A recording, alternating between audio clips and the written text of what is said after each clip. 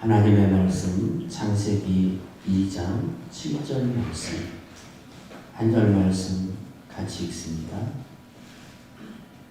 제 성경 구약성경 2쪽에 있습니다. 창세기 2장 7절 같이 읽습니다. 여호와 하나님이 땅의 흙으로 사람을 지으시고 생기를 그 코에 불어넣으시니 사람이 생명이 된지라. 아멘. 이 사람을 만드는 창세기 1장, 2장의 과정을 보면 인생이란 무엇인가에 대해서 또 범죄한 이후에 인간에게 찾아온 죽음이 무엇인가에 대한 것을 우리가 3장을 통해서 알게 되면 우리가 살아가는 것 자체가 하나님의 은혜로 또한 우리가 하나님 없이는 살 수 없는 존재로 지음받았다는 사실을 깨달을 수 있습니다. 창세기 2장 7절 말씀, 하나님께서 흙으로 인간을 창조하신 과정을 말씀하고 있어요. 여호와 하나님이 땅의 흙으로 사람을 지으시고 생기를 그 코에 불어넣으시니 사람이 생명이 되니라. 우리나라 개역 개정 성경에는 이렇게 번역이 되어 있습니다. 그런데 이것을 좀 더 자세하게 히브리 원문을 보고 우리가 번역을 하면 우리가 개역 개정 성경을 통해서 알 수 없는, 배울 수 없는, 느낄 수 없는 부분을 우리가 세 가지를 통해서 깨달을 수가 있습니다. 차준희 교수가 창세기 2장 7절을 히브리 원문을 그대로 직역해 놨는데 이렇게 직역을 해놨어요. 야훼 하나님의 흙, 히브리어로 아다마라는 뜻입니다. 아다마라는 말은 흙이라는 말입니다. 흙으로 먼지, 흙의 먼지로 아파르, 먼지라는 말은 아파르라는 말이에요. 히브리어로. 그러니까 야훼 하나님이 흙의 먼지로 그 사람, 히브리 원문에는 하아담으로 나옵니다. 하아담, 아담으로 빚으시고, 아담을 빚으시고 그의 코 안으로 생명의 숨, 미시마트 하임이라는 히브리어인데 생명의 숨을 불어넣으니 그 사람이 바로 아담이에요. 하아담이 생명체 네페시 하야라는 히브리어입니다. 네페시 하야가 되었더라. 이렇게 번역이 됩니다. 직역을 하면 이렇게 히브리 원문이 우리 가운데 전달이 되는 거예요. 우리가 히브리 원문을 중심으로 해서 하나님이 인간을 만드실 때에 어떻게 만드셨고 그리고 인간이라는 존재가 어떤 존재로 창조되었는가를 좀 더 자세하게 살펴볼 필요성이 있다는 사실입니다. 첫째는 인간은 유한하고 무상한 존재로 지음을 받았다는 거예요. 유한해요. 무한한 존재가 아니에요. 유한한 존재로서 그리고 무상한 존재로서 인생 무상이라고 우리가 흔히 말하잖아요. 그러한 존재로서 우리가 하나님의 손에 의해서 지음을 받았다는 거예요. 많은 사람들이 인간이 뭘로 지음받았느냐라고 물으면 흙으로 지음받았다고 하는데 좀 더 정확하게 이야기하면 흙이 아니라 흙에서 발생한 먼지로 우리가 지음을 받았습니다. 흙을 재료로 하고 있는 흙에서 발생한 먼지, 오늘 비가 오기 전에 며칠 동안 미세먼지가 굉장히 심했죠. 그 미세먼지로 하나님이 인간을 창조하셨다는 겁니다. 흙으로 만든 게 아니라 흙이 쉽게 말하면 더 분화되어지면 흙이 더 나누어지면 먼지가 됩니다.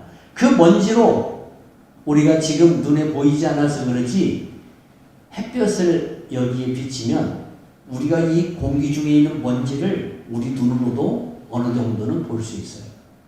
그 먼지로 하나님께서 인간을 창조하셨다는 사실입니다. 땅의 먼지라고 볼 수가 있어요. 땅의 티끌이라는 존재로 인간이 창조되었다는 사실이죠. 그러니까 하나님께서 먼지로 만들어진 인간의 코에 뭘 불어넣었냐? 생명의 숨. 하나님이 바람을 불어넣은 거예요. 생명의 숨. 이걸 히브리어로 니시마트 하임이라고 그렇게 이야기를 합니다. 먼지 속으로 뭐가 들어갔느냐? 하나님의 숨이 들어갔어요. 하나님의 바람이 들어갔어요. 그래서 사람이 되었다 이 말이에요. 사람이 되었어요. 그래서 생명이 되었다, 생명체가 되었다라는 뜻입니다. 우리는 그런 존재입니다. 창세기 3장 19절에 보니까 하나님께서 범죄한 아담에게 뭐라고 말씀하시냐면 내가 흙으로 돌아갈 때까지, 그러니까 흙이라는 말은 아다마라는 히브리어예요. 아다마로 돌아갈 때까지 얼굴에 땀을 흘려야 먹을 것을 먹으리니 내가 그것에서 취함을 입었습니다. 너는 흙, 아파, 먼지로 다시 돌아갈 것이라는 거죠. 흙에서 더 분화된 먼지로 인간을 창조했기 때문에 인간을 하나님께서 먼지 상태로 다시 돌려보낸다 이거예요. 이게 범죄한 이후에 인간에게 주어진 형벌이에요. 이러한 하나님의 말씀은 어떤 것을 우리에게 담고 있냐면 죽음이라는 이것을 단지 이야기하려고 하는 것이 아니라 아담이 범죄한 이후에 하나님과의 관계가 단절되었다는 것을 말씀하고 있어요. 하나님과의 관계가 단절됩니다. 하나님과의 관계가 단절되었다는 것 자체가 죽음이에요. 죽음이에요.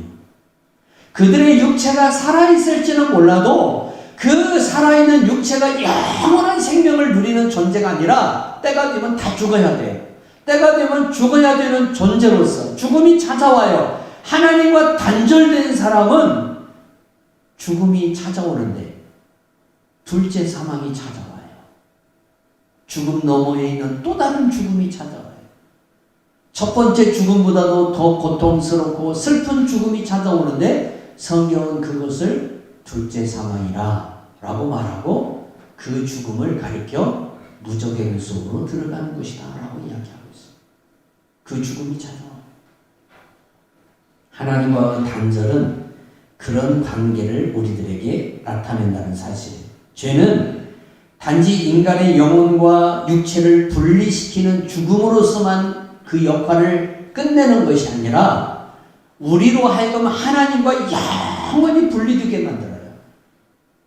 다시는 하나님을 아버지라 부를 수 없고 하나님께로 나아갈 수 없는 존재로 만들어버리는 것이 죄예요. 무서운 겁니다. 그런데 죄 안 짓는 사람이 어디 있습니까? 죄 없는 사람이 어디 있습니까? 그래서 둘째 아담이신 예수님이 이 땅에 오신 겁니다.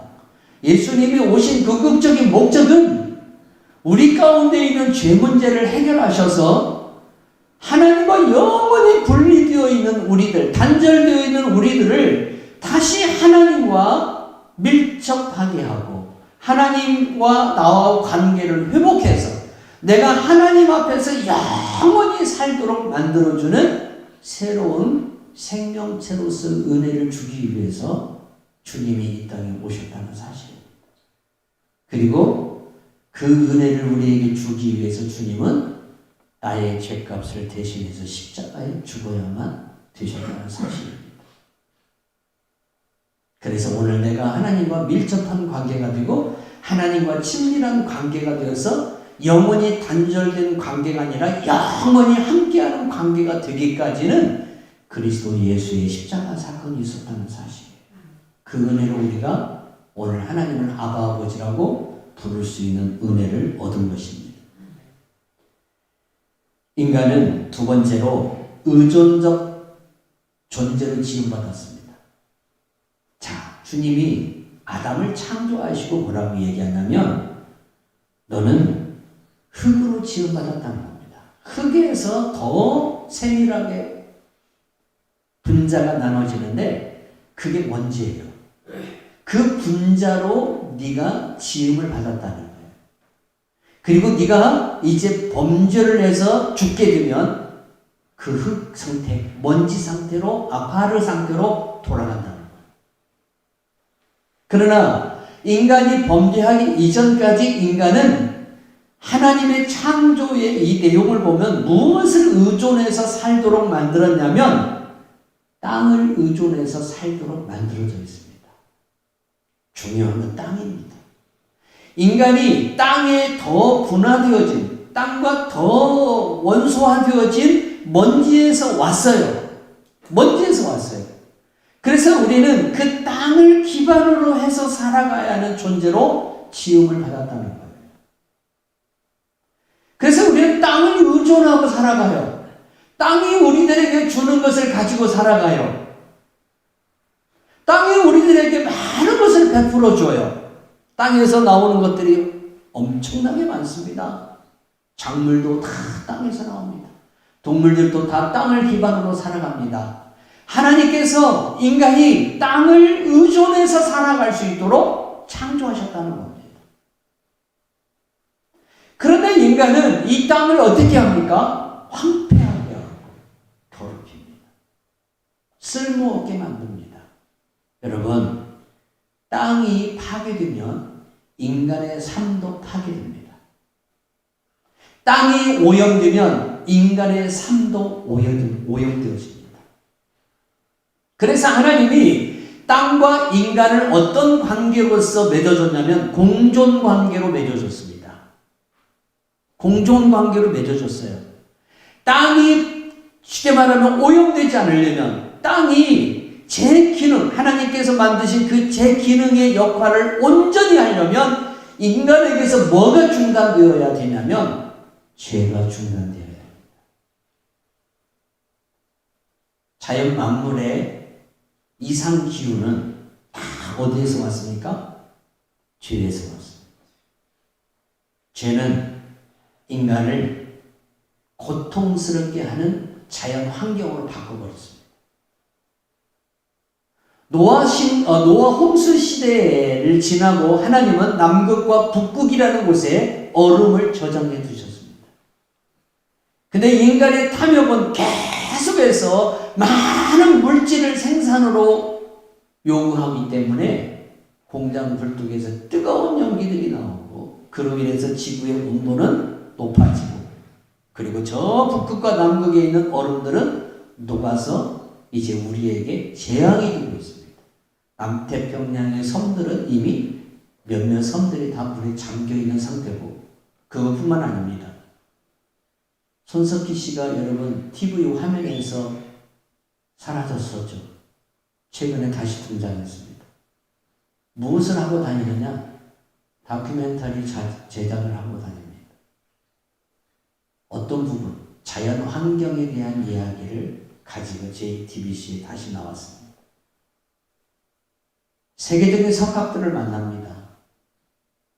그분이 1편, 2편, 3편을 통해서 계속해서 인간이 이 자연 환경에 대해서 염려를 하고 또 어떤 해답을 찾아가기 위한 석학들을 만나는 대안을 찾기를 굉장히 원하는데 제가 그 프로그램을 쭉 시청하면서 무슨 생각을 했을까요?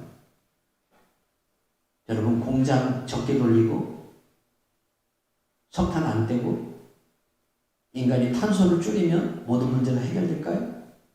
아닙니다. 이미 계시록은 3분의 1이 파괴되는 걸로 나와 있습니다. 천사가 나팔을 불 때에 이 지구상에 있는 모든 생물들의 3분의 1이 죽고 3분의 1이 파괴되는 현상이 이미 예언되어 있다는 사실입니다. 여러분, 이것을 중단시키고 이것을 멈추게 하려면 인간의 죄를 안 지어야 돼요. 자연 환경은 인간의 죄와 밀접하게 연결되어 있다는 거예요. 하나님께서 왜 자연이 우리에게 재앙이 되도록 만들었어요? 그 재앙은 노아 홍수 때부터 나타나기 시작했어요. 자연이 우리에게 재앙이 되어버려요. 죽음이 되어버려요.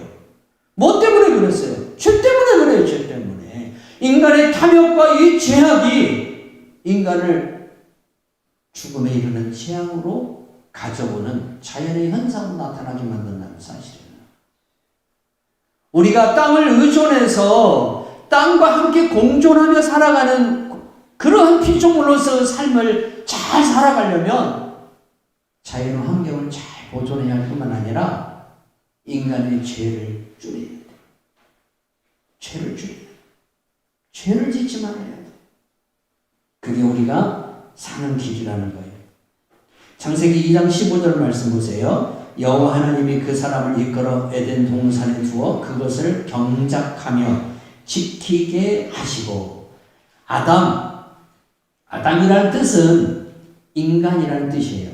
우리말로 그대로 번역하면 인간이라는 말이에요. 우리가 뭔가 폭포할 때에 그 대상자를 향해서 뭐라고 얘기합니까? 인간아. 무슨 말이냐면 히브리어로 얘기하면 아담아, 그 뜻이에요. 아담아.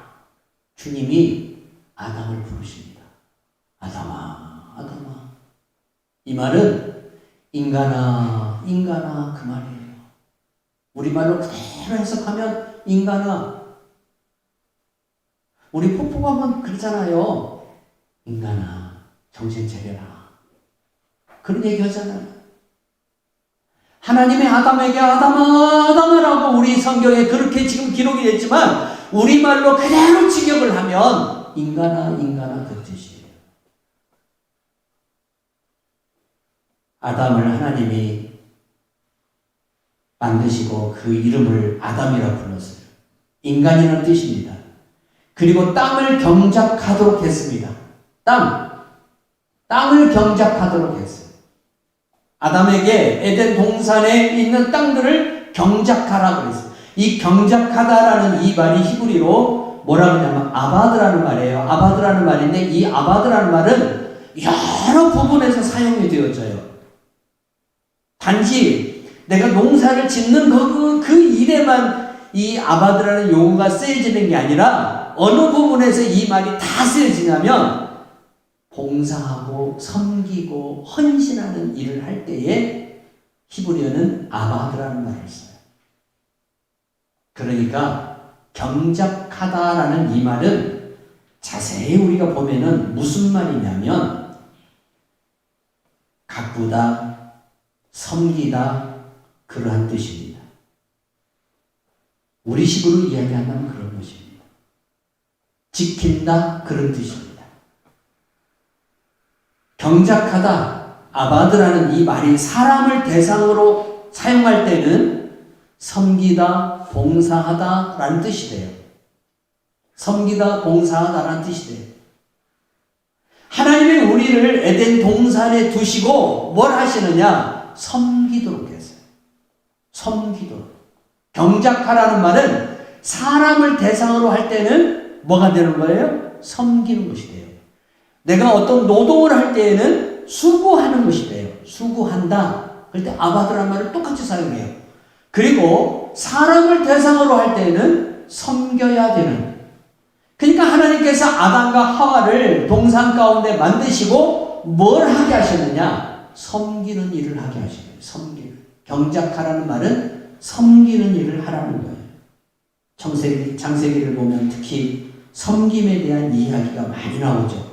야곱도 자기 외삼촌에게 가서 여러분 몇 년을 섬겼습니까?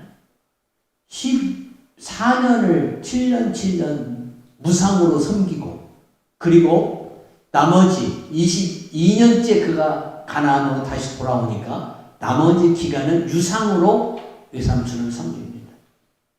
그때에 섬겼다라는 말이 나오는데 여기에 필요한 히브리어가 아바드라는 말이에요.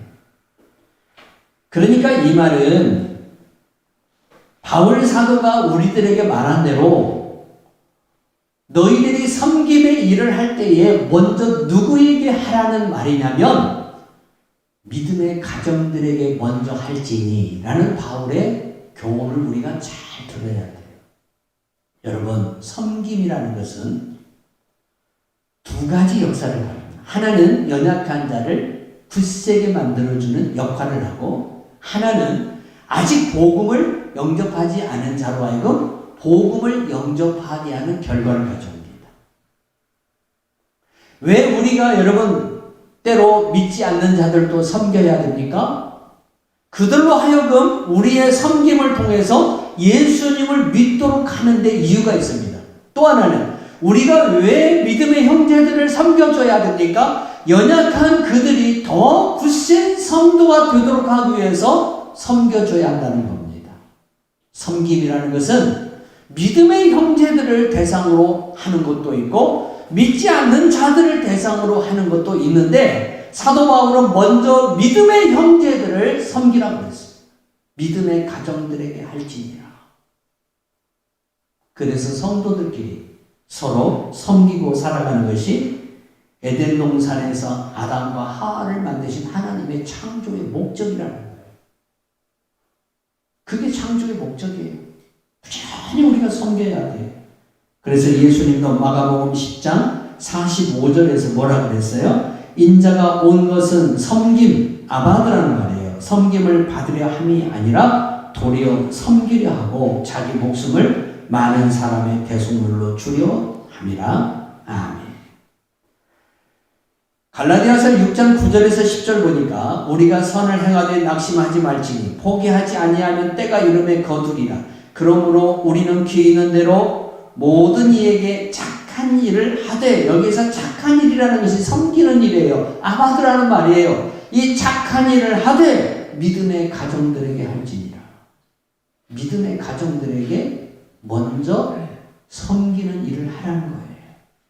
그러니까 우리가 어디에서 섬김을 먼저 배워야 되냐면 교회에서 섬김을 먼저 배우고 그 섬김을 내 가정으로 가지고 가서 실천하고 또한 우리 이웃에게 실천함으로 인해서 나를 지으시고 나를 만드신 하나님 아버지의 창조의 뜻, 창조의 목적이 이루어지게 되는 거예요. 섬기는 일을 잘 하시기 바랍니다. 경작하는 일이 곧 섬기는 일입니다. 세 번째는 아담이 행하는 경작의 목적이 하나님을 대상으로 할 때는 뭐가 되느냐? 예배가 됩니다. 예배가 됩니다. 내가 섬겨야 할 분은 사람만이 아닙니다. 하나님은 내가 섬겨야 할 가장 첫 번째 계명에 속한 분입니다. 첫째되고 큰 계명은 하나님을 사랑하는 겁니다. 하나님을 예배하는 겁니다.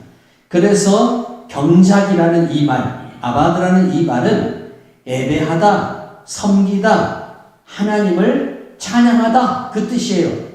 그러니까 하나님께서 에덴 동산에 아담, 하와 부부를 두시고 그들로 하여금 하나님 앞에 뭐 하도록? 이웃을 섬기고 그리고 또 하나님을 섬기도록, 하나님을 예배하도록. 하나님을 예배하는 것은 뭐냐면 하나님의 계명을 지키는 거예요. 그 계명이 선악을 알게 하는 나무의 열매를 먹지 말라. 그 계명을 지키는 거예요. 그게 곧 하나님을 향한 예배예요. 이 예배를 아담과 하와를 통해서 받으시기를 원하셨다는 사실입니다. 출애굽기 3장 12절에 보니까 하나님이 이르시되 내가 반드시 너와 함께 있으리라. 내가 그 백성을 애굽에서 인도하여 낸 후 너희가 이 산에서 하나님을 섬기리니 이것이 내가 너를 보낸 증거니라. 하나님께서 모세에게 바로에게 가라 그래요. 바로에게 가서 내 백성을 내놓으라 그래요. 내 백성을 내놓으라고 말을 하라는 거예요. 그러면 내 백성을 왜 바로가 내놔야 되냐 이거죠. 노예로 지금 이스라엘을 삼고 있는 이스라엘 백성들을 내놔야 돼요. 바로가. 왜 그러냐? 하나님이 그 백성들을 시내산으로 인도해서 모세를 통해서 시내산으로 인도해서 하나님의 그 백성들로 하여금 뭘 받으시려고? 예배를 받으시려고. 그래서 이스라엘 백성들이 유월절을 애굽 땅에서 지낸 이유, 광야로 나와서 가장 첫 번째 언제 유월절을 지내요? 여러분 우리가 부활절이 오면은 그 다음 해 부활절이 또 지켜지잖아요. 이스라엘 백성들이 애굽에서 지킨 그 유월절을 광야로 나와서 다시 지키는데 언제? 1년 후에 그들이 시내산에서 하나님을 예배하는 경배하는 유월절을 지킵니다. 성도 여러분, 왜 하나님이 우리에게 경작하라고 말씀하셨습니까? 예배하라는 뜻입니다. 이것이 사람에게 대상이 되면 아바드라는 말이 사람에게 대상이 되면 사람을 섬기라는 뜻이고 하나님에게 대상이 되면 하나님을 예배하라는 뜻입니다. 예배하지 않는 자는 하나님이 기뻐하지 않습니다. 예배의 승리자가 되어야 합니다. 여러분, 천국 가서 계속 해야 할 날이 있어요. 우리가 땅에서도 하지만 천국에서도 해야 할 일이 있어요. 무슨 일일까요? 예배하는 일입니다. 지금 우리가 땅에서 여러 가지 일을 하는데 그 중에 딱 한 가지, 우리가 천국 가면 땅에서 하던 일 그 딱 한 가지를 같이 하는데 그게 예배하는 일입니다. 하나님을 예배하시기 바랍니다. 주일을 왜 정하셨습니까? 주님이? 왜 안식일을 정하셨습니까? 하나님을 예배하라고. 여러분, 이날 내가 내 시간 갖고 내가 노를 하고 내 일을 하라고 하나님이 이날 정하신 것이 아니라 하나님을 예배하라고. 6일 동안 너희들에게 시간을 줬으니까 이 하루를 통해서 나를 예배하라, 나를 찬양하라. 지난 6일 동안 너희들에게 은혜를 준 그 하나님을 와서 찬송하고 예배하라고 하나님이 이 귀한 날을 저희들에게 주셨다는 사실입니다. 그래서 우리는 예배자가 되어야 할 줄 믿습니다. 요한복음 4장 21절에서 24절에서 말하는 대로 하나님께서 어떤 사람을 찾습니까? 성령과 진리로 예배할 자를 찾고 계신다는 사실입니다. 크게 두 번째로 하나님은 인간을 왜 창조하셨느냐? 지키기 위해서 창조하셨어요. 자, 하나님이 뭐라고 인간에게 말하냐면 창세기 2장 15절 말씀 보세요. 여호와 하나님이 그 사람을 이끌어 에덴 동산에 두어 그것을 경작하며, 경작이라는 말이 뭐라고 했어요? 섬김이라는 말이라고 했어요. 섬기도록 하며, 두 번째예요. 지키게 하시고. 지키라는 말이에요. 성도 여러분, 받는 것도 참 중요합니다. 그런데 지키는 것은 더 중요합니다. 할렐루야. 건강도 있을 때는 몰라요. 근데 잃어버리고 나니까 내가 전에 가졌던 건강이 얼마나 소중한 것인가를 비로소 잃어버리고 난 뒤에서야 깨닫게 되는 것을 우리가 볼 수 있죠. 그래서 잘 지켜야 되는데, 지키다라는 이 말이 히브리어로 샤마르라는 말이에요. 샤마르. 지키다. 그런데 민수기에서 1장 53절에 보니까 이 말씀이 나와요. 레위인은 증거의 성막 사방에 진을 쳐서 이스라엘 자손의 회중에게 진노가 임하지 않게 할 것이라. 레위인은 증거의 성막에 대한 책임을 지킬지니라 하셨습니다. 자, 레위인들이 성막을 둘러싸고 있어요. 여호와의 성막을. 왜? 이스라엘 백성들이 혹이라도 그 성막에 접근했다가, 함부로 접근했다가 하나님 앞에 재앙을 받아서, 진노를 받아서 죽을 수 있기 때문에 이스라엘 백성들의 생명을 보존해 주기 위해서 성막으로 그들이 접근하지 못하도록 지키고 있는 거예요. 이게 제사장의 역할을 하는 거예요. 하나님께서 아담에게 지키라고 한 것은 뭘 지키라는 것이냐?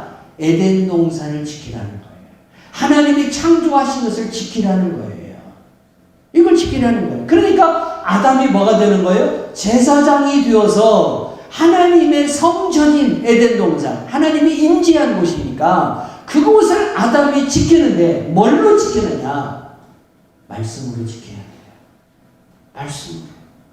여호와 입에서 나온 계명을 지킴으로, 그 계명을 지킴으로 우리가 마귀의 틈을 주지 아니하고 공격해오는 마귀로부터 우리가 우리 자신을 보호하고 지켜야 된다 이 말입니다.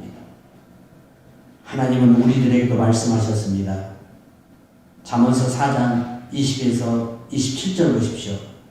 우리가 내 마음을 지키라 그랬어요. 솔로몬이 무릇 사람이 마음을 잘 지켜야 돼요. 왜 그럴까요? 마귀가 꼭 틈타는 곳이 어디냐면 심령입니다. 마음입니다.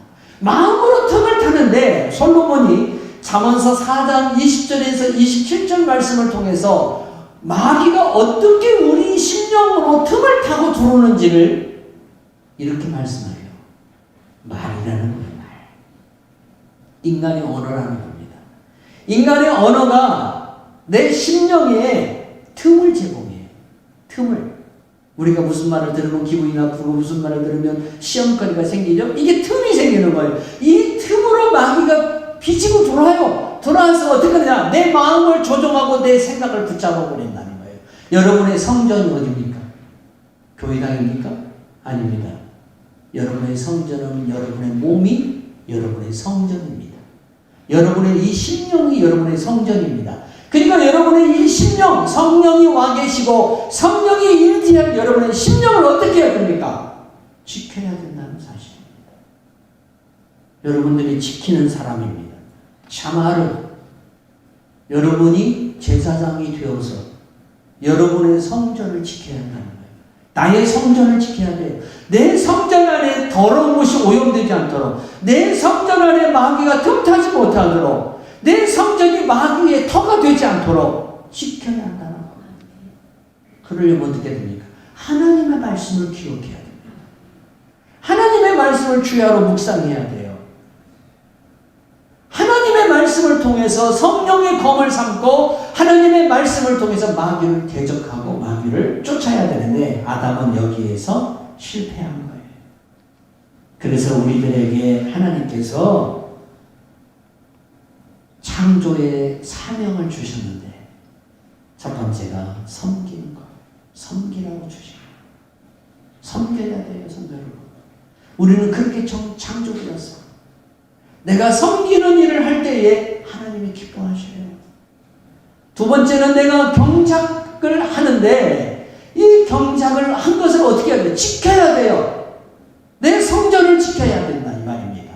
하나님이 내게 주신 말씀을 의지해서 잘 지켜야 될 줄 믿습니다. 크게 세 번째로 인간은 하나님 앞에 의존적인 존재로 창조되었습니다. 성도 여러분, 창세기 7장 22절 보니까 육지에 있어 그 코에 생명의 기운의 숨이 있는 것은 다 죽었더라. 창세기 7장을 우리가 읽다가 잘못 오해할 수가 있는 게 뭐냐면 땅에 기는 동물들은 노아의 방주에 들어간 그 정결한 짐승과 부정한 짐승들 외에는 다 죽었어요. 그런데 죽지 않은 짐승들이 있어요. 뭡니까? 물고기입니다. 물에서 사는 생물들은 노아의 홍수 때에 다 살아남았습니다. 물속에 살아니까. 그런데 창세기 7장 22절에서는 참 중요한 말 하나가 나오는데 어떤 말이냐? 그 코에 생명의 기운의 숨이 있는 것은 다 죽었더라. 여기 그 코에 생명의 숨이 있는 것이 뭘까요? 모든 생물들을 다 가리킬까요? 아닙니다. 인간을 가리킵니다. 인간을 가리킵니다. 그래서 히브리 원문을 보니까 이 부분이 어떻게 나오냐면 니시마트 루아임 하임이라고 나옵니다.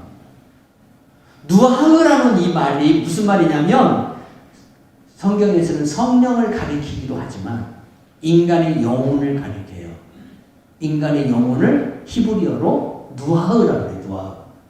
쉽게 말하면 생명, 영혼이 있어갖고 생명을 가진 자라는 뜻이에요. 영혼이 있는 생명체가 인간밖에 없어요.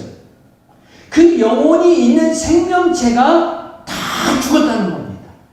그러니까 하나님이 우리를 창조하실 때에 우리의 육체를 먼지로 창조하시고 숨을 불어넣으셨는데, 바람을 불어넣었는데 그 바람이 곧 뭐예요? 루아흐, 우리 영혼이라는 겁니다. 우리 영혼이 창조됐는데 이 영혼이 어떻게 창조되었느냐? 영혼 불멸의 존재로 창조되었어요. 육은 먼지로 돌아가요. 그런데 영혼은 그대로 살아있어요. 영혼은 그대로 살아있어요. 중요한 것은 살아있는 영혼이 어떻게 되느냐? 그 다음 단계죠. 분명한 것은 무적행과 천국이라는 두 곳 중에 하나로 가야만 된다는 겁니다. 영혼은 이 세상에 머물러 있을 수 없습니다. 영혼이 우리 몸을 떠남과 동시에 우리는 죽었다라고 얘기합니다. 그리고 그 육체는 어디로 돌아갑니까? 먼지로 돌아갑니다. 다시 흙으로 돌아갑니다. 그런데 영혼은 어떻게 되냐 이거예요. 영혼은. 왜? 이 영혼은 육체처럼 없어지는 존재가 아니라 하나님의 형상으로 지음을 받았기 때문에 영혼은 그대로 살아서 존재한다는 거예요.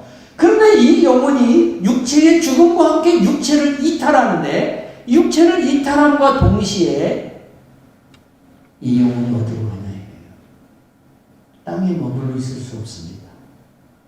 영혼의 내 육체를 이탈함과 동시에 우리 영혼은 천사의 인도함을 받아서 주님이 계시는, 주님에게서 내 영혼이 왔으니까 주님에게로 돌아가고, 예수님을 믿지 아니한 사람들은 그들의 죄가 사함받지 못하기 때문에 예수님을 믿느냐 믿지 않느냐 이 차이점이 아니에요. 중요한 것은 예수님을 믿어야만이 죄 사함을 받는다는 겁니다. 왜? 그분이 나를 대신해서 십자가에 죽으셨기 때문에. 근데 이 사람들이 왜 지옥으로 들어가느냐? 문제는 예수님을 믿고 안 믿고의 문제이기 전에 죄 사함의 문제가 해결되지 않았다는 거예요. 십자가에서 죽으신 예수님을 내가 믿을 때에 그가 나를 위해서 대신 십자가에서 죽어 피 흘리심으로 내 죄가 사함받는 거예요. 예수님을 믿는다는 것은 곧 뭐냐면 내 죄가 주님으로 인해서 사함을 받았다는 뜻입니다. 왜 지옥으로 들어가느냐? 죄를 사함받지 못했기 때문에 지옥으로 들어가는 겁니다. 여러분은 어디로 갈 줄 믿으십니까? 천국으로 갈 줄 믿으시기 바랍니다. 그것이 우리들을 지으신 하나님의 뜻입니다. 하나님은 동식물들에게도 생명을 주셨습니다.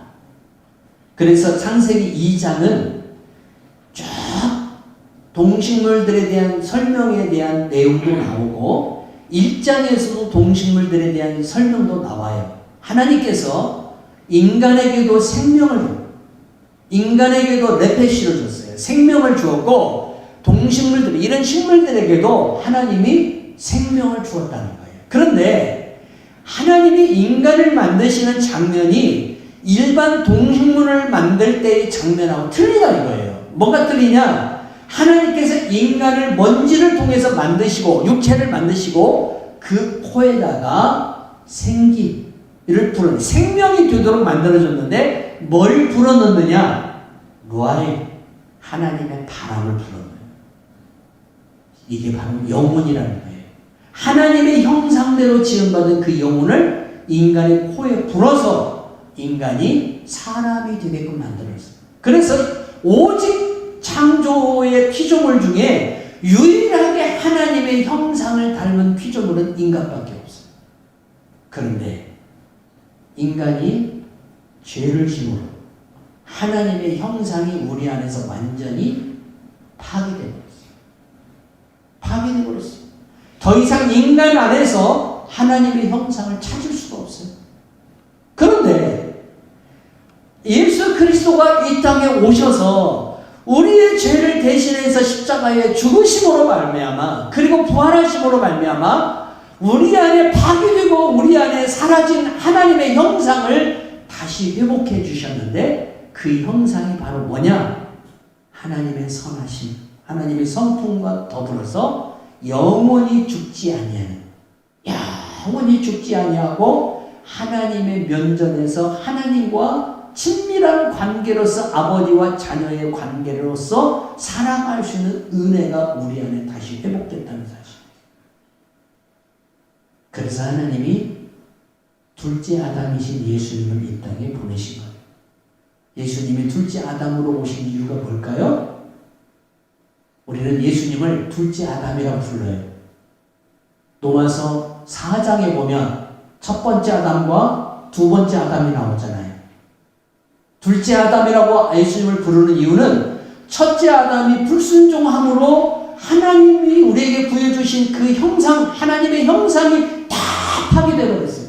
완전히 인간이 타락되어 버렸어요. 근데 둘째 아담이신 예수님이 이 땅에 오셔서 온전하게 순종하심으로 말미암아 우리 안에 파괴되어진 이 하나님의 형상이 우리가 어떻게 함으로 예수 그리스도를 믿음으로 다시 회복되는 은혜를 주신 거예요. 이 은혜가 우리에게 나타나기까지 누가 있었느냐? 그리스도 예수의 고난이 있었다는 거예요. 그래서 우리는 예수님을 가리켜서 찬송 받으시기에 합당하신 하나님이라고 우리가 경배를 드려야 한다는 사실입니다. 인간은 참 존엄한 가치를 가지고 태어났습니다. 성도 여러분, 인간에게 하나님의 형상이 없다면, 하나님의 숨이 없다면 인간은 동물하고 똑같습니다. 그저 본능에 따라서 살아가다가 죽는 걸로 끝납니다. 그러나 인간은 그렇게 사는 존재로 지음을 받은 게 아닙니다. 섬겨야 되고 지켜야 되는 사명을 가지고 살아가야 됩니다. 그리고 하나님을 철저히 의존해서 살아가야 됩니다. 하나님에게서 나왔기 때문에 하나님을 의존해서 살아가야 되는데, 하나님을 의존해서 살아간다는 것이 곧 하나님의 말씀대로 살아가는 겁니다. 내 주장대로, 내 생각대로 살아가는 게 아니라 하나님의 말씀대로, 그분의 뜻대로 살아갈 때 내가 사람답게 사는 것입니다. 그러한 성도의 삶이 되시기 바랍니다. 예수님은 우리들에게 뭐라고 말씀하셨습니까? 천하보다 귀한 생명을 가진 존재라고 했습니다. 동물들에게 언제 그렇게 말한 적이 없어요. 이런 식물들을 향해서는 뭐라고 얘기했냐면, 오늘 피었다 지는 이 꽃을 보라. 이 꽃을 보라. 이 백합화를 보라. 하나의 인간을 더 하나님이 소중하게 말씀하기 위해서 비유로 쓸 때에 이 꽃을 예로 들으셨어요. 주님께서 이 꽃을 위해서 십자가에 죽으신 적이 없어요. 주님께서 이러한 동식물들을 위해서 이 땅에 오신 적이 없어요. 오직 인간을 위해서 이 땅에 오셨다는 겁니다. 그 인간이 무엇을 가지고 있기 때문에? 하나님의 형상을 가지고 있기 때문에, 하나님의 형상대로 지음받았기 때문에 이 형상을 회복시켜 주시기 위해서, 그래서 우리가 하나님을 닮고 하나님을 배우고 하나님을 알고 하나님을 예배자로 살아가도록 하기 위해서 하나님의 아들이신 예수님이 이 땅에 오셨다는 겁니다. 인간을 창조하신 이유가 뭡니까? 여러분, 창조의 이 과정을 보면 우리 예수님이 인간들에게 두 가지 계명을 주잖아요. 첫째는 하나님을 예배하라, 두 번째는 이웃을 사랑하라. 창세기 2장에 이미 그게 다 나와 있어요. 이거 하라고 인간을 만드신 거예요. 이거 하라고. 하나님을 예배하라고, 이웃을 사랑하라고. 그래서 하나님이 어떤 분인가? 우리 안에 주신 그 하나님의 성품과 하나님의 형상을 우리를 통해서, 섬김을 통해서 나타냄으로 말미암아 사람들로 하여금 하나님을 같이 예배하고 하나님을 높이도록 하기 위해서 하나님 우리를 창조하셨다는 거예요. 이 창조의 목적을 지켜 행하는 성